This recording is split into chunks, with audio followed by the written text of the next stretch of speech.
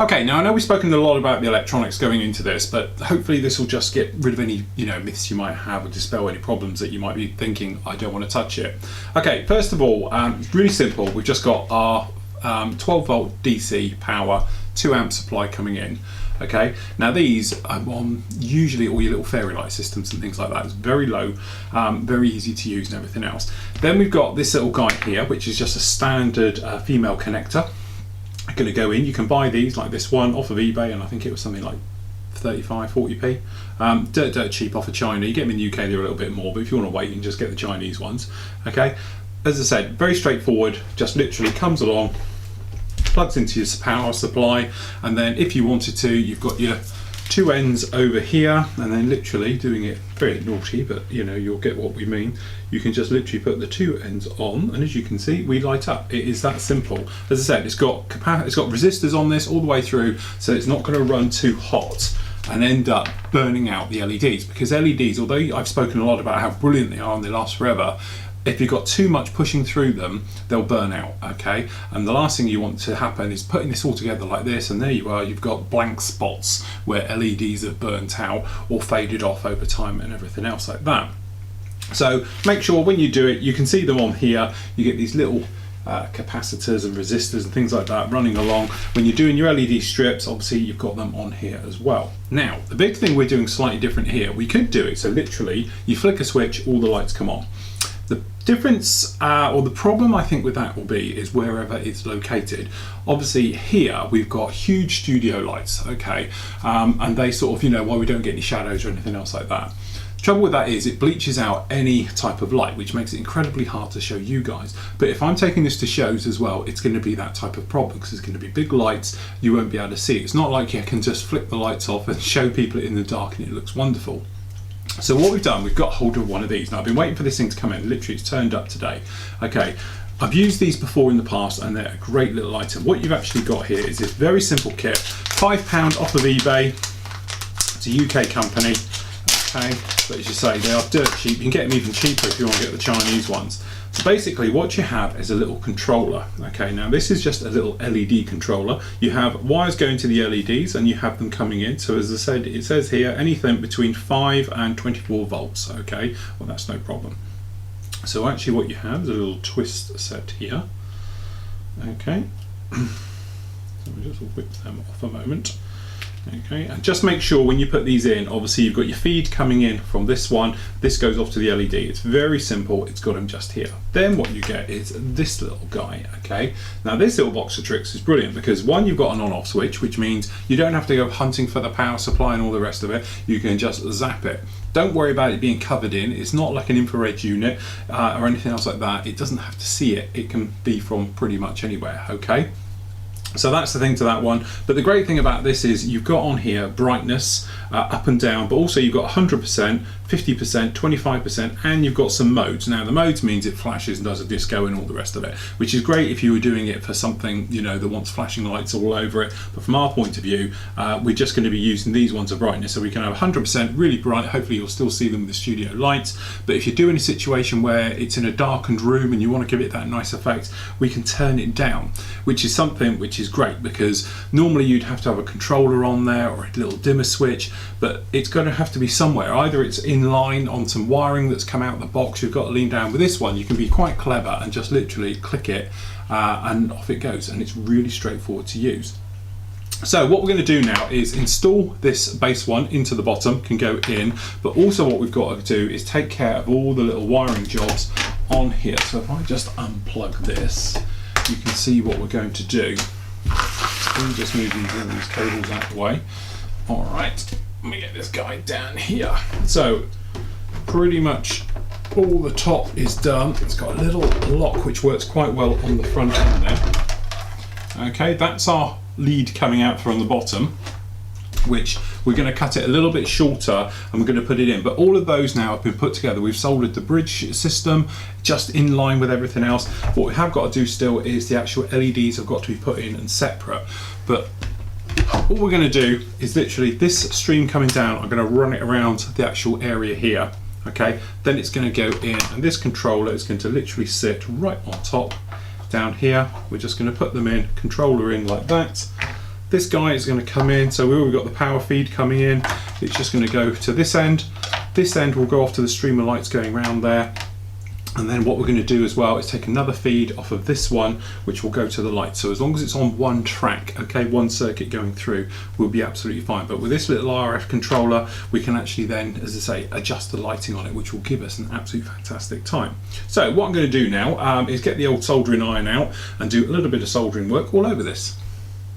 Okay, so I've rigged up a little test. So I've soldered and put in properly these tow cables here. I've used these heat shrink, you can pick them up again anywhere really, little sleeves. They're absolutely great because you don't have to wrap tape around to insulate them. You pop them over, use your soldering iron, and literally you just give that a wipe over it, and then the heat from the soldering iron makes them shrink down, makes it a lot nicer, and it's a lot cleaner and everything else. Now, just rigged up, I've just twisted them on here and put them on just to check that our box of tricks actually work. So, connected it in, as you say, it goes to the circuit, both ends off, and then obviously these are just on our lives and positives. So, hopefully, when we do this, he says, no. There we go, sorry, a little bit of a satellite delay. So as you can see, we've got these down. Now I know they're flickering on camera, but to me they don't. It's just the refresh rate of obviously these lights. So usual thing, we can go obviously 100%. As you can see, massively bright. Then we go 50, 25, and that's what we wanted. Okay, and don't forget, we can carry on down now because we've got our little button here, and we can take them down just like that, so we're not blinding anyone. Or you can go up. I think they go up on their own like this. You see, we can multiple stages to power them up, and that's the point of using LEDs, and you can turn it off. Also, they've got like a soft start on and off, which is quite nice. It's not like you put them on and they're like bang. It does do other things, which, you know, as I say, they flash. So if you wanted to do flashy ones, different types of flashing, as I say. So if you are thinking about obviously doing different things, these got loads of little pulse one there, it's quite a nice one. In and outs, as you say, they've got loads of different modes. So to be honest, I've got this around the kitchen, dirt cheap, 15 quid. Forget all those fancy lights you see on these showroom kitchens. I've just got this on an RF remote, 2 lengths of it, 10 meters, goes around the kitchen, all on top of the cupboards and everything else like that, and it makes it look lovely. Anyway, you've got a speed thing as well, so you can speed them up, these modes and everything else, but we're not going to be actually using any of those modes. Very light mode, just normal on and then off. Okay, and that's it. So what we can actually do now is finish off our wiring. So we've actually got, let me just disconnect it. We've got it in line here, all ready to go. So what we're going to do is, obviously this isn't the correct bit of cable, this is just my tester set we've got here. So we'll untwist all of these, then we're going to put in our first proper feed, which will be up to the back area, which then is going to then start connecting everything going and everything else like that to sort of bring it all in line. And then obviously you've got the LEDs for the rear ones have got to be soldered in. Couple of tips with solder: never try and do it without using flux. I know it's just one of those things, you've got, you know, some solder, and I know you guys who do electronics will just say, yeah, but that's obvious. Trust me, it's not. I know lots of people who don't. Okay, flux makes the solder flow. Okay, without it, it doesn't. Or as we said before, you can get this stuff which is paste, which has already got flux in it. Okay, so it's a little bit of both. But if you don't use flux when you're trying to solder in there, that's when you get the ball and it won't stick in the right place. A little bit of flux just makes it flow, and trust me, it just makes everything so much easier. But there we go, that is our little set, and as I said, for 5 quid to put this in, I think it's really going to make the difference as well. It's just another little feature. You can just turn it up a bit, turn it down. You can put it to the right level, which seems to be right for your room you're in. As I say, if it's out on display, if you're in a dark area, you can obviously turn it down a little bit. If it's a very lit area, you can crank it up so you can still see all these LEDs. Small little thing makes a big difference to this. So what I'm going to do now, I'm just going to fiddle around with the wiring. There's no real point showing you. It's just a case of joining all the wires up, soldering together, using these little rubber sleeves over the top and going through like that. It's a bit time consuming and it's a bit boring, and I have to lean over it to do it and everything else like that. So we're going to get all the soldering work done, everything up, and then we can have a test to see exactly what we've got. Okay, so the moment of truth. I have soldered and joined up all the connections on the top half. We've put in the bottom loop, as you can see around here, and we've got the LEDs have all been wired up. These have all been put in, ready to go, so these can be backfilled back here. Cables a little bit longer. I've got a bunch literally just down here. where they need to be soldered together and everything else, and obviously we need to then take the feed as it comes in up to here. But this is the first time we've tried absolutely everything, and obviously it's all been soldered up as well. So the big moment of truth, drum roll please, and there we go, making sure we are lit up everywhere. Yep, that is everything all on. As you can see, they're pretty good, so I'm really happy with that. I'm just making sure we haven't got any blind spots or anything else. We all seem to be absolutely fine, and we're on. So we have the remote for it, so this is the big thing, because I'm not sure, because when you do these remotes and everything else, it's the first time I've tried it with bunches of LEDs on it, different sort of systems as well. I've usually used these strip ones with just LED lights. I've never tried it in different ways like this. So let's have a go. So if we say we go, just let's run down the brightness. So let's turn them all down, which is really very, very nice. As you can see, that's just a gentle glow now. Even on these rear LEDs, that's actually really, really nice. I do like that. Okay, that's going to go up. Going up very, very nicely. Okay, moment of truth. I'm going to stick this under here because obviously we need to make sure it's going to work, because the RF unit is going to be inside. So what we're going to do, we're going to go down to 50%. It works. Okay, 50%. 100%, and this is going through the worktop and then through obviously here as well, because the RF unit, where is the RF unit? There is the RF unit, is right here. So if we just check that again, so now I'm just going down the colours, okay, and then 25%, 50%, 100%. It works. Off, on. Off, on. So we know it works without being in, because obviously, you know, this is an RF unit. A little bit worried about it going through, but there's no metal here, it's just resin, so it should make it through. I didn't think it was ever going to be a problem. Off. There we go. So let's unplug the power supply.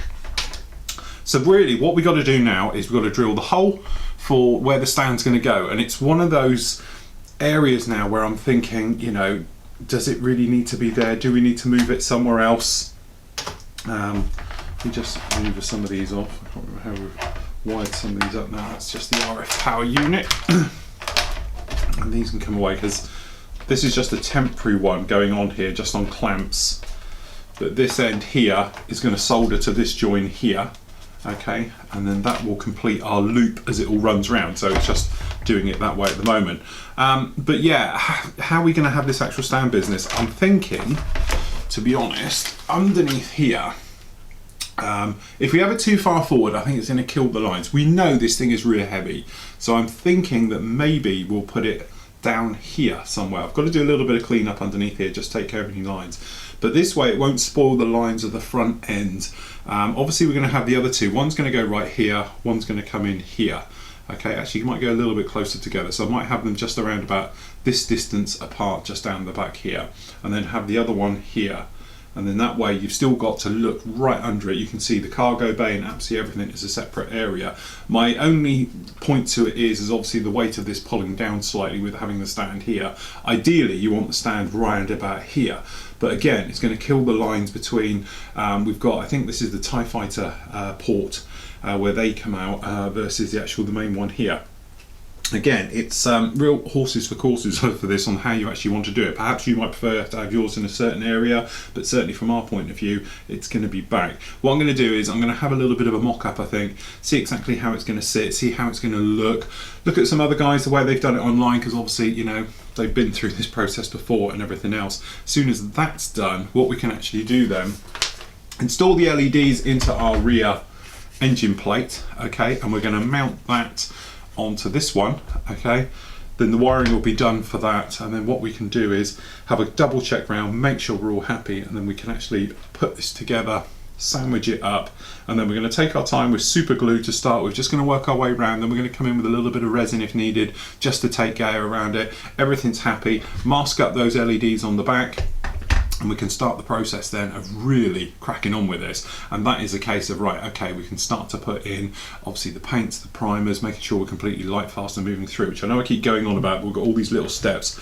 but it is incredibly complicated, all this business here, to get it all together. So hopefully in the next sort of day we'll have this completely together going through, but at least we now know the electronics work, and as I say, the cost of the electronics probably no more than £15 total. As I said, the RF unit's £5. These LEDs, they're about £5, all of them combined. That's 2 packs of 2 packs of 5, sorry. And the strip and the wiring and bits and pieces, so it's probably under 15 quid for a very big effect.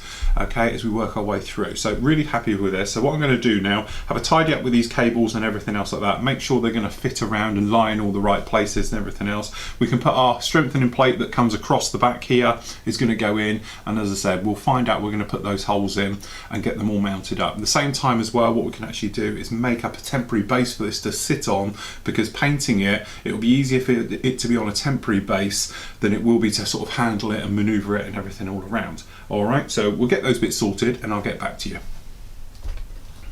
Okay, so after a lot of thought, working out where all these legs are going to go and how the power supply is going to come down and whereabouts. Now, what I didn't want to do is obviously have this ugly cable on show.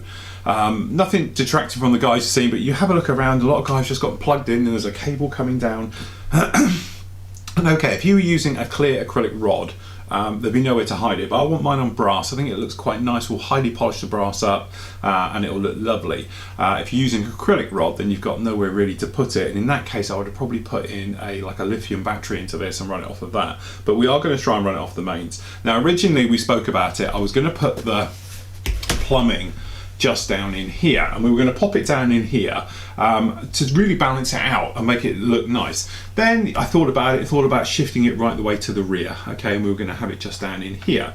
Now the trouble with this one is though, is that all the weight's going to be at the back. There'll be a lot hanging over the front, and from a certain stability point of view, shall we say, you guys who do shows and we travel around the UK and we take these to shows know that it only takes one knock on the table and this could end in tears. So I wanted it to be sort of more supported and stable. So I'm thinking we're going to have one right at the very front, 2 to the rear to spread the weight and everything else like that. But we do want it to be that I can lift this thing off the top and it'll be totally free of everything going on underneath. Now, one little thing, as you can see, we've put a big hole and we've got some marks down here. If you look closely down here, you can probably see these areas I've chosen have got no real detail around them. So what this has enabled me to do is to be able to put these in, and then if I want to, I can make a little plug for this that will fit on with a little bit of, you know, a square or something on detail that you can grab hold of to remove it. So I can totally hide this. So if we ever did want to use this for prop work and certain things like that, or photo work, I could fill the hole, nobody would ever see it, and you can use the underside. That was the thing to it. Whereas before, if we had the power supply up here on the front and it's on an angle, I think it would be a little bit difficult. So really what I've done here, I've taken the easy route. We've gone in with a nice big flat area, as you can see just down here. We've got on both sides, I've marked them. They're equal distances apart. It'll hold the weight nicely, how it's all going to run through, and we're going to have the other one right here at the very front. Okay, so that way when it is on display and it is at a show, if somebody does decide to take a swan dive for our table and hit it, this thing should hopefully take the bump quite well, rather than it being all at the back here and pivoting a little bit on the back. And it was a little bit of a worry, because as I said, a lot of time and money invested on this, and I don't want to see it smashed on the floor. So what we've done, I've used also what works perfectly. As you can see, we've got our ribs we've got running down here, which is the support structure for it. Okay, we've gone down the side of it, which works absolutely perfect because it just plays into our hands perfectly, because it's going to give a little bit more strength. Now, to be honest, all I did was a quick job, okay, to put a hole in, and then we used our friend we've been using a lot of, okay, just to put it out to the right diameter. I've got a little diamond bit on the end of this one, which works great for little sort of mini sanding and things like that. So now, he says, if you can find it, what have you done with the power source? Sorry, had it all in my hand earlier.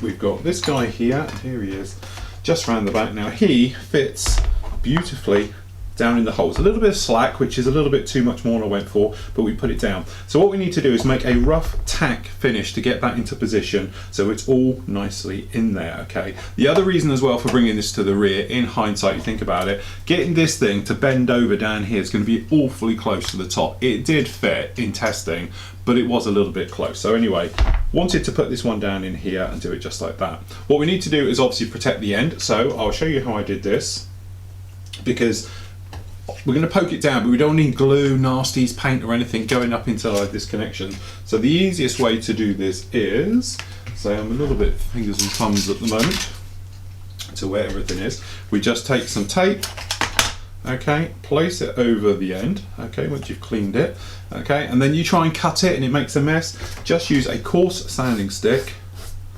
okay, and this is how you get rid of complex things like so, okay. So now you take these off and you have a perfect plug up into the hole just like this, which works perfectly for our point of view. So what we can do now, obviously we've got glue and everything down on the bottom, which is going to go in. So we're going to temporarily put this with glue. So what we're going to do again, you can sit that on there, we're just going to come along, and the idea of this is it's just going to stop any super glue from pouring out and wrecking the detail, okay? And also it'll stop the plug from going too far down, because it needs to be a perfect flush finish on the top here, okay? So those just go down in here.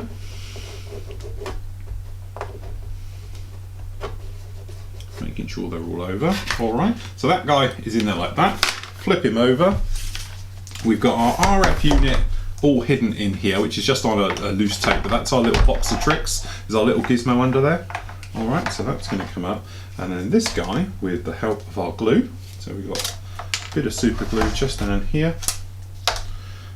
Right, if I just put this under here and stop it rolling all over the place.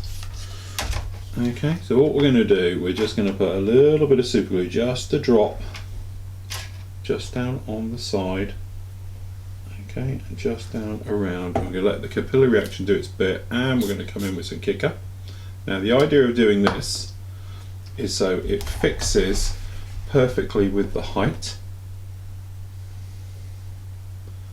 So we're just giving it a little bit of a thing. Now you have to remember the legs coming up for this, obviously they're going to be coming up from the bottom, and it needs to be square. So what I'm doing is I've made it slightly off angle, so it's slightly coming up just a little bit. So when these legs are coming straight up from the bottom, it will fit nicely into here, because obviously if you did it to the angle, and then obviously it's a little bit skew, let's try to come here, because you've got this angle here, if you had the leg coming off, obviously it would be coming off at whatever degree that is, probably 5 or 6 degrees, and it's not going to line up with everything down below, okay? So we've got our first little fix in there now, quite happy that that's holding. So what I'm going to do is just popping in with a little bit more glue, and we're just going to track it all the way round just for the moment. Now I know what you're thinking, that's not going to hold, which it's not. So this is literally just to hold it in place. Instead of hyperventilating, if you use your airbrush on just air, as you can see, you can dry this down really quickly without going lightheaded. But what this is doing is sealing up that gap underneath, okay? And as you can see, it goes a little bit white just down in there. And I know the camera is white balancing you out a bit because it's black and white, and it's the one colour it absolutely hates, it's using black and white. So if I put my hand in here for some contrast, it should tone it down a bit. There we go. Alright, so that's in there now, and it's locked in nice and firm. I can feel a little bit of heat, which is okay. So what we need to do is make up a little simple box. Now originally I was going to attach it to this front one, but obviously we can't do that now because it's down here. So I'm going to make out some plastic card, a little bit of box, but this guy is going to come in here. I've got to trim the corners yet, so what we're going to do is slightly bring this back, slightly trim this in, just so it's going to take the weight of everything coming off. All right, so it's going to pop in there, put it round, and then what we're going to use is hot glue.